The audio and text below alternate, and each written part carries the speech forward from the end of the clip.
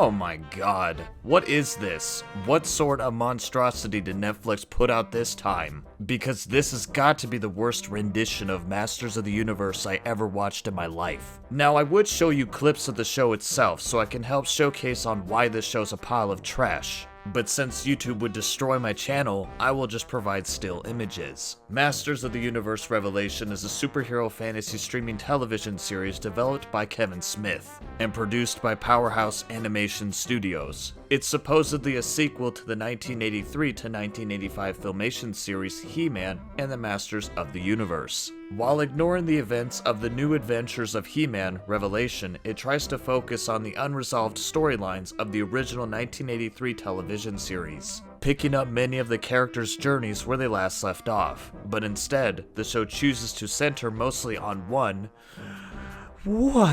character, who just so happens to be the most unlikable, snobbiest, SJW-based, generic gay haircut-looking ass nonsensical character in the show. And she's supposedly the main character instead of He-Man, who's basically the guy that everyone loves and looks forward to the most, then her. Kevin Smith, from my point of view, wrote a horrible remake of the show, literally trying his hardest to humiliate He-Man, and include lots of weird queer-baiting scenes with her quote-unquote partner, which we all obviously know was intentional. And when the show was released, several people hated it, and Kevin Smith would cry like an immature little baby about it, as well as lying to his audience on what occurs with the show. You guys know He-Man though, right? Big, strong, handsome as and kicks villains' teeth in like no other.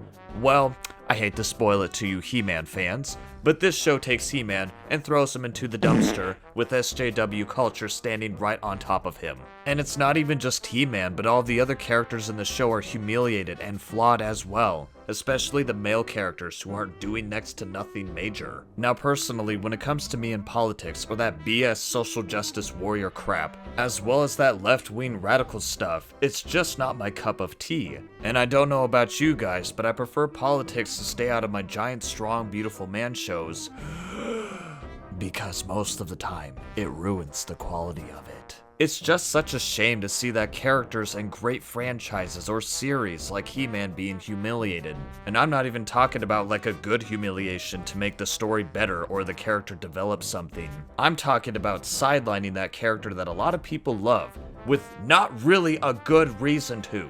And they replace it with another person that nobody likes. I mean, look at Joel's death from that horrible Last of Us sequel, the newer Star Wars movies with that god-awful Mary Sue protagonist, even Terminator Dark Fate, and I could go on and on with this type of garbage. Why must this culture ruin the shows, movies, and gaming series we so love? Why must Netflix or other streaming services provide such horrendous trash to shove their cringy and woke propaganda shit in our mouths? Because to be honest with you guys, nobody is liking it. Not even some people from the LGBTQ community enjoy it because they prefer a f***ing regular show. And now, before some of you guys may think I am being homophobic or whatever crap you decide to come up with, that would be awful silly to say, because not that it even matters, but I am attracted to the same gender. Even though I don't condone these ridiculous queer-baiting and horribly written stories that are being forced down people's throats so they can know stupid messages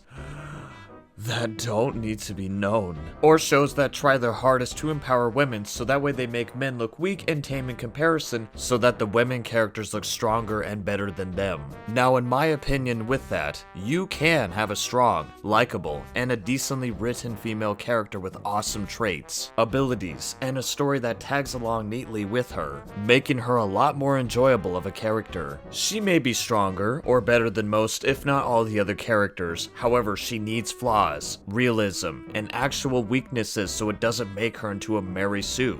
The same can even be said about strong male characters as well. I oddly enough don't mind seeing a stupidly strong male character with silly story writing, but that's just me. Anyways, moving on from all that, today I wanted to make a video about this pile of crap series that I had in mind to cover. But I wanted to wait until both parts came out before I reviewed it, and boy, let me tell you this show will piss you off, and it will unfortunately leave you feeling empty. And if you happen to be one of those people that actually enjoyed the show and you liked what you saw, well then you're a fucking moron. No, I'm just kidding with you. But if you did like the show, then so be it, to each their own. But this is gonna be my opinion and my summary onto this series. And I can already tell that this is not going to be pleasant. Thank you all for stopping in. Make sure you subscribe, leave a like, and I hope you all enjoy this video.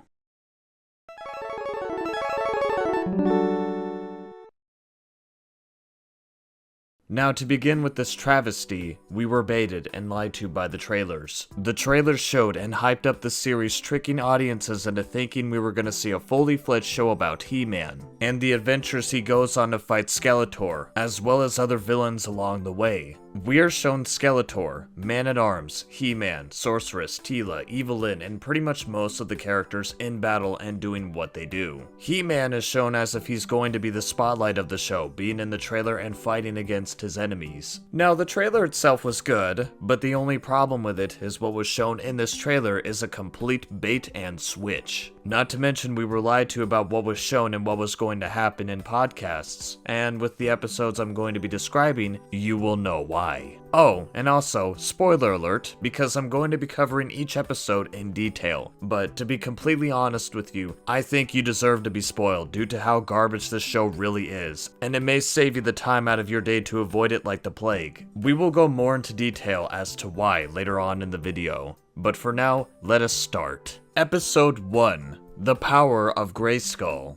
The show begins with the summarization of the world of Eternia, a cloaked He-Man, and shows Teela being celebrated at a ceremony and taking up the mantle of Man-at-Arms. Skeletor and Evelyn pop out of nowhere and lead an all-out invasion against Castle Grayskull, interrupting the ceremony and attracting the attention of He-Man, Man-at-Arms, and basically the rest of Eternia, with the rest of Eternia's forces facing off against the forces of Snake Mountain outside Castle Grayskull. Teela fights Evelyn inside while He-Man confronts Skeletor at the heart of the castle, where all magic flows through Eternia in a mystical orb enclosed by a locking mechanism built by the Elders. Declaring this to be their final battle, Skeletor incinerates He-Man's ally, Mossman, causing an enraged He-Man to impale Skeletor upon the locking mechanism, exposing Castle Grayskull into its true form as the Hall of Wisdom. Skeletor cracks the orb containing all the magic in Eternia and causes an explosion,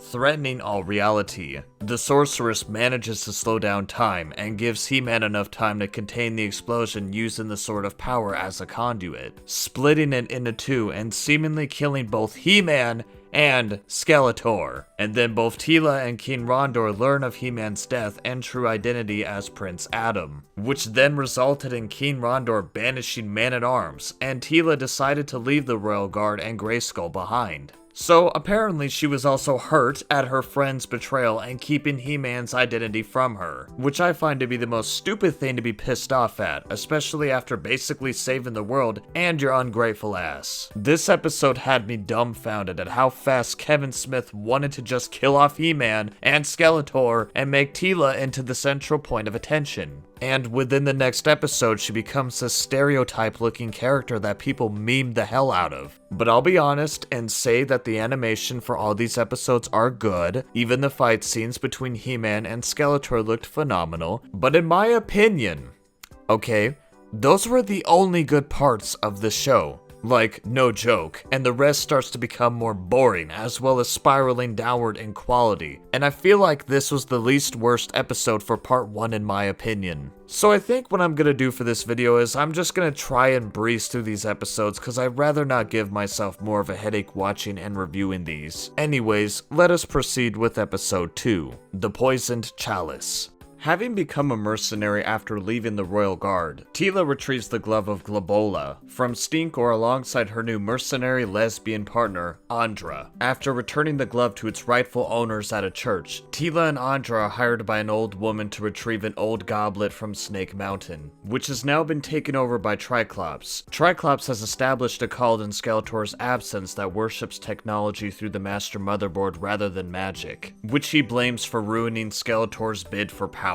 Triclops also gains Blast Attack, Trapjaw, and Whiplash as its members. After retrieving the goblet, the old woman reveals herself to be Evelyn in disguise, who is currently working with the sorceress. The goblet is revealed to be the disguised head of Skeletor's Havoc Staff, which contains one of the last embers of true magic. The sorceress then transfers the remainder of Eternia's magic into Evelyn's staff, becoming greatly weakened in the process. Tila is given a task by the sorceress to retrieve the two halves of the Sword of Power, which are currently located in the realms they were forged in, the Hall of Heroes in Preternia, and Subternia, the Land of the Dead. Having become disillusioned by the lives of her former friends, apparently, Tila initially refuses, but is convinced by Cringer to reconsider. In order to reforge the two halves into one, Tila declares they must find Man-at-Arms first. Then in episode 3, named the most dangerous man in Eternia, they try to travel and find Man-at-Arms. Tila and her lesbian girlfriend go to a village with Evelyn, which is then attacked by Triclops' technologically enhanced forces. Then they are fended off by an exiled Man-at-Arms and Beastman. Man-at-Arms takes the others back to his home,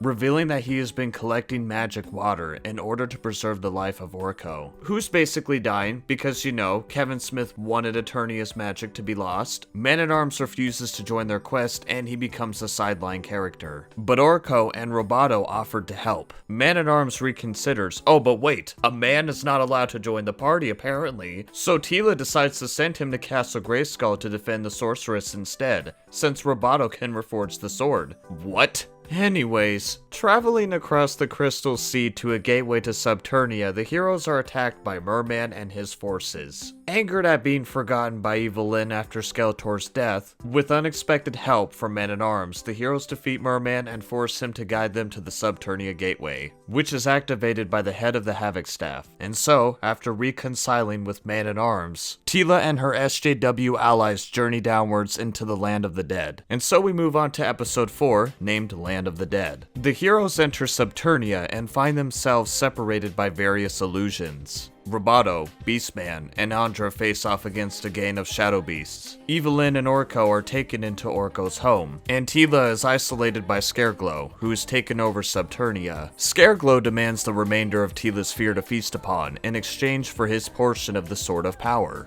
Meanwhile, Evelyn and Orko discover that the font of mystical energy, the life force of all Trollins, has been dried up, making Orko the last Trollin left, and we see dead spirits of the Trollins arrive and merge to form a monster to combat Evelyn and Orko. While Roboto and Andra are fighting the Shadow Beasts, Tila is then fighting against nightmare versions of He-Man and herself. Tila conquers her fear of her own power and destroys all the illusions, and the team is reunited once again. Evelyn uses the half of the Sword of Power to open a gate to Preternia, but they are then chased by Scareglow. Orko remains behind and sacrifices himself to hold Scareglow off while the rest of the heroes escape.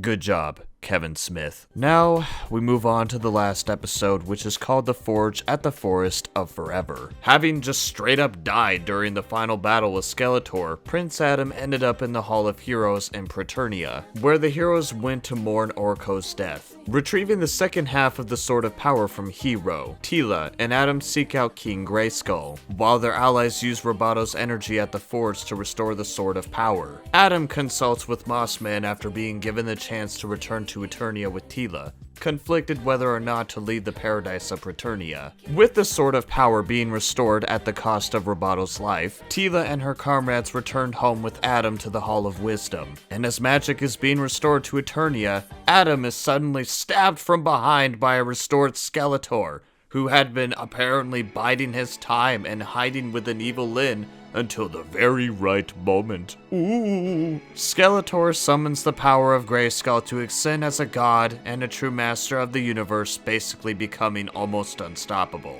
And that's literally how part 1 ends. Great job, Kevin Smith. You got basically the whole entire community to hate you thanks to your bad story writing, your weird fantasy of queerbaiting between the characters, and not to mention the fact that you killed off He-Man in the first episode, make Teela into the protagonist even though nobody likes her, and then you bring back Adam again, but then you kill him off in the very end with Skeletor just randomly appearing out of a staff, stabbing Adam, and then gaining his power, ending the season like that.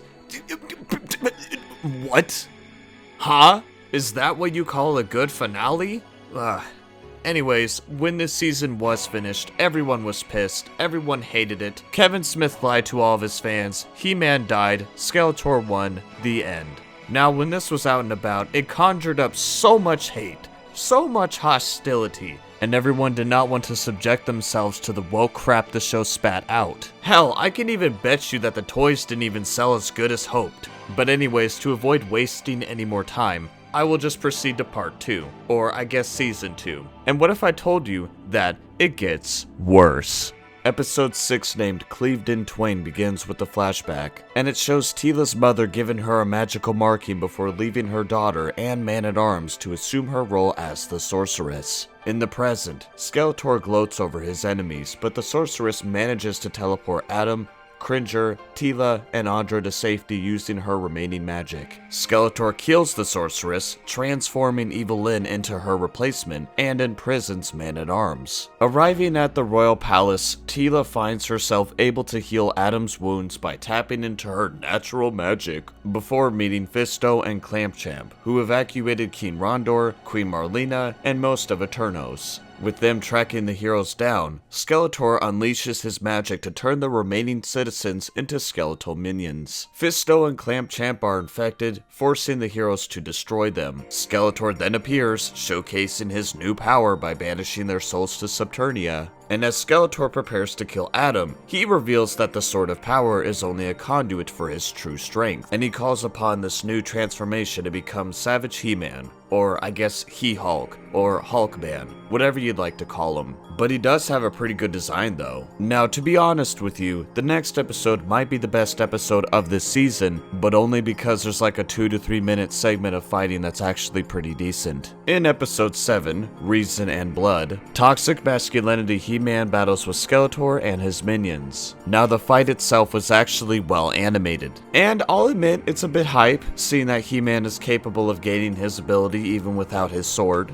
But unfortunately, Skeletor manages to overwhelm him with his superior magic. Oh, but wait, Teela then copies the sorceress's teleportation spell to bring her friends to safety, and you guys can kind of see where this is going with her character development. Upon arriving in the Mystic Mountains, Skeletor becomes abusive towards Evelyn and interrogates the imprisoned Man-at-Arms, obsessing over the source of Adam's transformation. Teela, Andra, and Cringe lose He-Man, only to learn that he is being drawn to Rondor's camp in the mountains. And I think He-Man literally attacks innocent people and the royal guards, and I guess as a way to direct his raids towards his father. Upon realizing that his son is alive, Rondor apologizes for his past mistreatment and declares his pride in his son, allowing He-Man to calm down and transform back. Then we see Beastman confronting Evelyn in private, insisting that her power outmatches Skeletor's and that she should take control. Moving on to episode 8, named Gutter Rat, Rondor reunites with Adam, Cringe, and Teela, and enlists Andra as a lieutenant in the Royal Guard. Adam spends time with Marlena, and learns that she and Rondor have split up since his death. Evelyn receives pity for Man-at-Arms and begins to doubt her relationship with Skeletor, who grants her a vision of the entire universe. Skeletor plots to use the upcoming Celestial Apex, the alignment of all the planets in the universe, to increase his own power and destroy He-Man.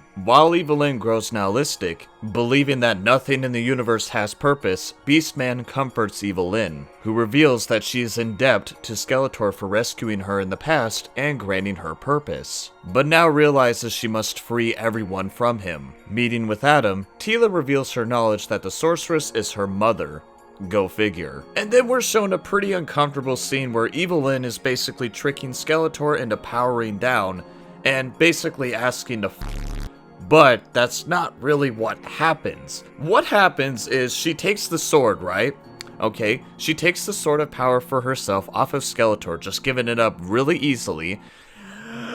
And then she becomes this creature. I mean, look at this. What is this She's got the pixie cut and everything. And the makeup. The abdomens, the muscles, and even the narcissistic flexing. And to quote another YouTuber, is this what toxic femininity looks like? Anyways, sigh, Dark Lynn announces her intention to end all suffering by destroying the universe, eradicating Eternia as an example. And the royal family begins planning to defeat Dark Lynn by having Tila become the new sorceress and is unexpectedly joined by Skeletor. What? Oh god, it's just getting worse, isn't it? Okay, well, Episode 9, titled Hope for a Destination, Tila attempts to use her magic to send a telepathic message to the people of Eternia. Adam and Skeletor plot to confront Evil Lynn, and Evil Lynn begins examining the universe, witnessing the death of the god Zor at the beginning of time, further propelling her nihilism. Adam and Skeletor arrive at Grayskull, battling Evil Lynn as a distraction while Andra and Tila sneak into the castle sewers, coming across Spikor, Webstor, Clawful, Blade, Gullman, and Pigboy. They defeat the villains with help from Man-at-Arms, who reveals that he heard Tila's message and encourages her to become the sorceress. Outside Grayskull, Rondor and Marlena reconcile and witness the people of Eternia arriving in response to Tila's message. At the tide of transformation below Grayskull, Tila meets the sorceress spirit, learning that she must be prepared to let go of her former life to be transformed. Dark Lynn apparently defeats Adam and Skeletor, killing Panther and transforming Beastman in the process, before showing her feminine superiority and lambasting Skeletor for his behavior towards her. As she prepares the destruction of the universe, Evil Lynn witnesses Eternia's forces approaching and summons Scareglow and his Subternia army.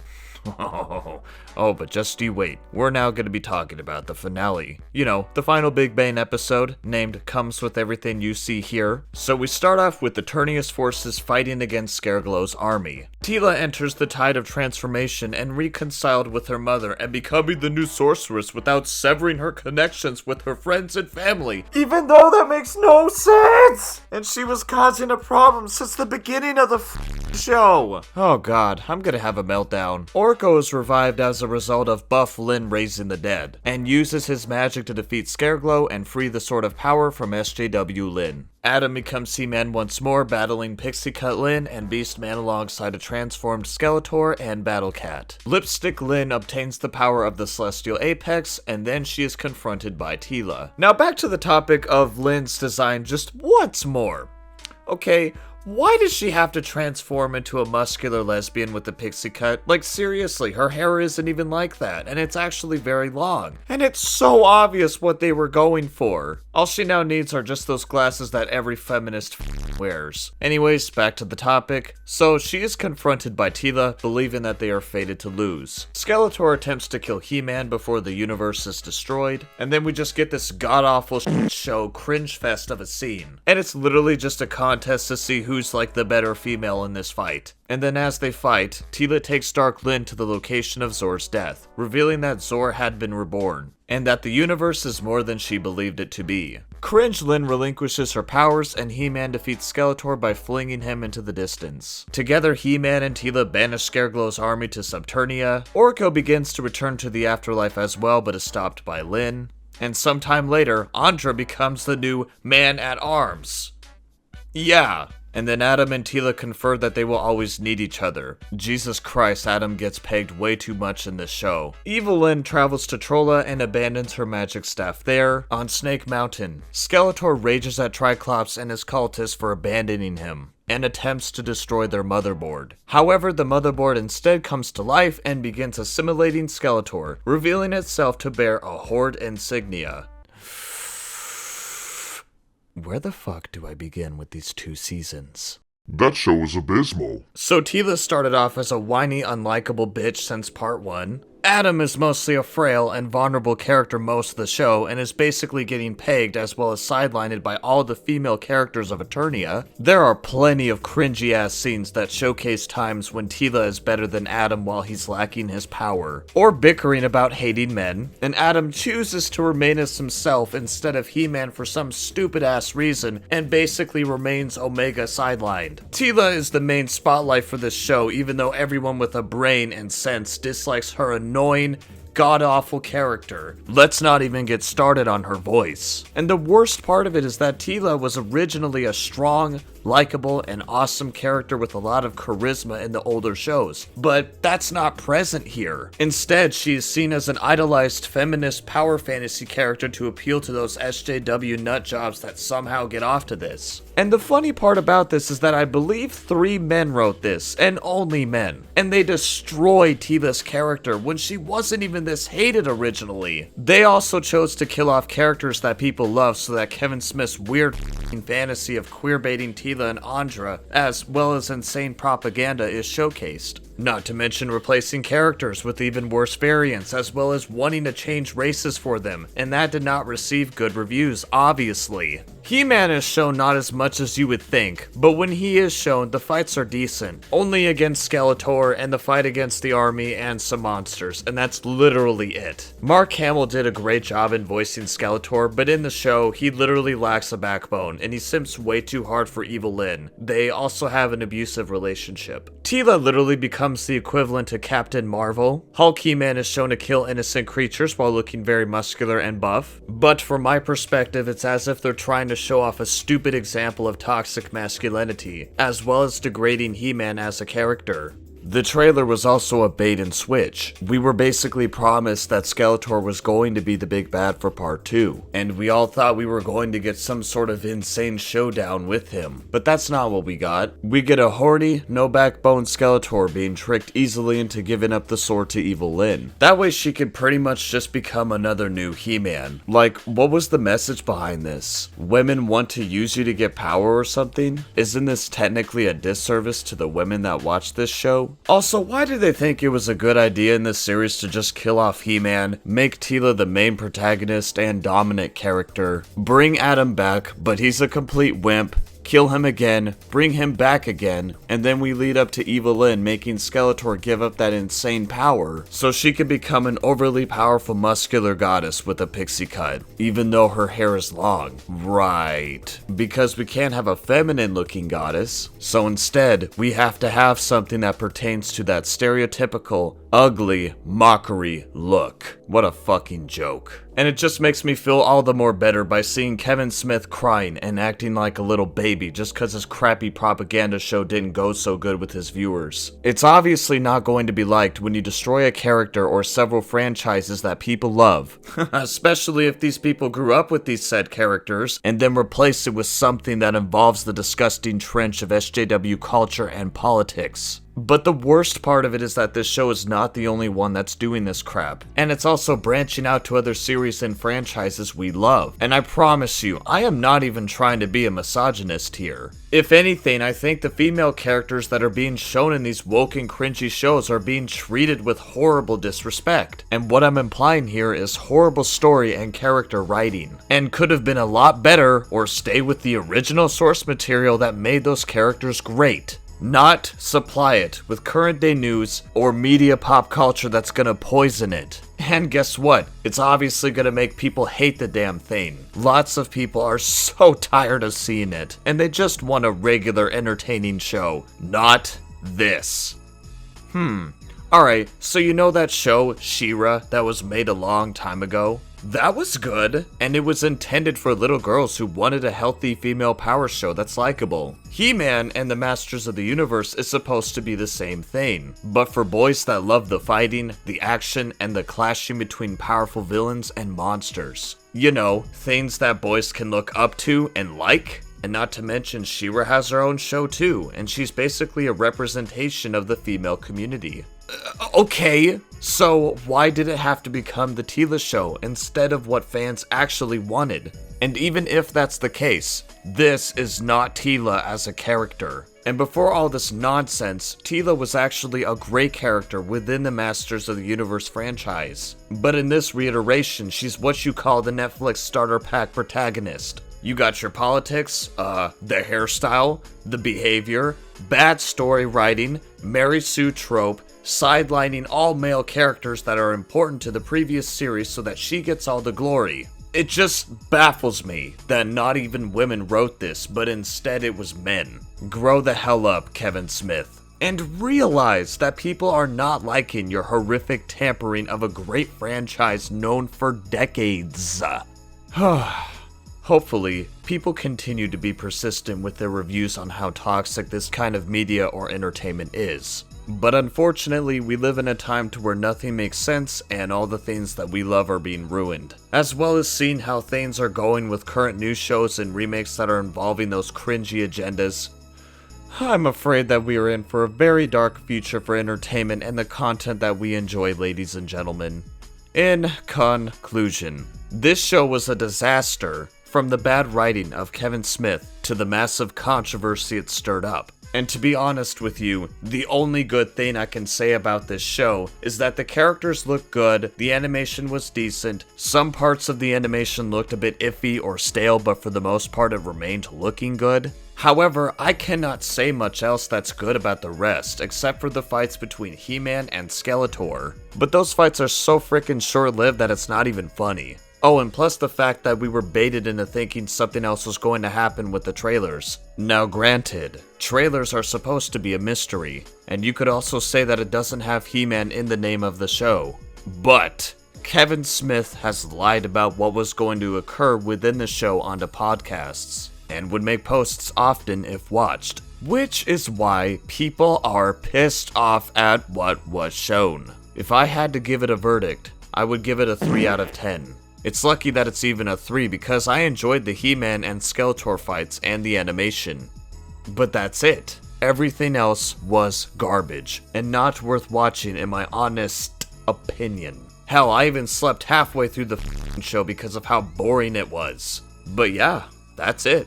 That's all I gotta say about this series. Anyways, I wanted to make a video about this because it's been on my list to cover for a good while. But like I said, I had to wait until all the toxic waste was poured out before I dipped myself into it. Dear future artists and directors, please learn not to make this same mistake as Kevin Smith has. Otherwise, nobody is going to like your shit. With that being said, thank you all for watching this video. Subscribe and like if you enjoyed what you've seen. Oh, and by the way, Merry Christmas. Ho ho ho. Have a good morning, a good evening, and I hope you all have yourselves a good night.